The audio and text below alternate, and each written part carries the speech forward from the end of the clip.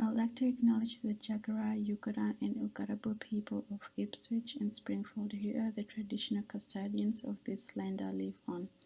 I pay respect to the elders, both past and present, and extend that respect to other Aboriginal and Torres Strait Islander people present. Hi, my name is Irene Nasande and I was born in Uganda. At the age of 15, my family and I migrated to Australia and settled in Ipswich. Despite living in Ipswich, I have not engaged with my environment to see how the Indigenous culture is valued or visible. Throughout my short time in high school, I did not have much engagement with Indigenous people and cultures. But when I finished high school, I took on to study a Diploma of Community Services, which provided me with numerous opportunities to engage with Indigenous people and interact with culture practices. I started my journey by heading down to Queen's Park, Queensland's first official parklands.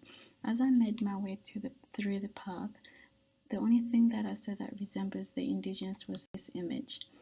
This made me feel disconnected to the custodians of this land, which is quite disappointing and sad.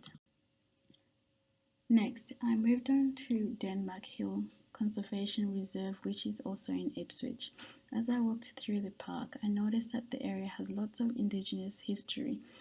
The park has some secret sites, which includes story places, historical campsites, ceremony sites, bullring rings, and women business sites.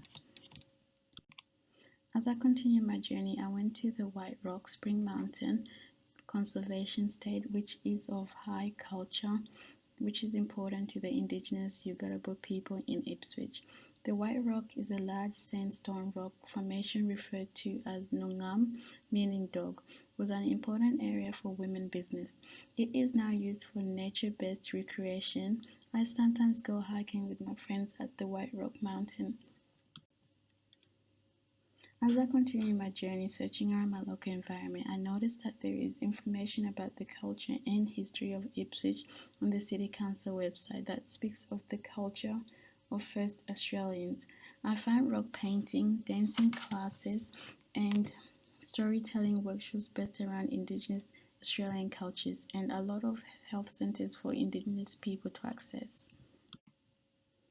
The more I searched, the more I became aware of the fact that the Indigenous people and culture is visible and valued in my local environment.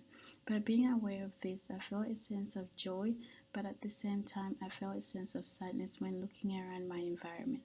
I could not help but think of how the first Australian people efforts to maintain and revive culture in the face of colonization. There's no denying that the colonization has deeply impacted Indigenous cultures, society, and languages across Australia. This has had a strong impact on people's sense of identity and belonging, which brings meaning to a person's existence. Cultural disconnection and the weakening of identity is the underlying cause of many of the struggles Indigenous people are dealing with today. In finding evidence that the culture of Indigenous people is visible and valued within my local environment, the closest that I came to experience this and truly feeling connected was by walking through Denmark Hill and White Rock Mountains. Through nature, I felt connected in my local environment.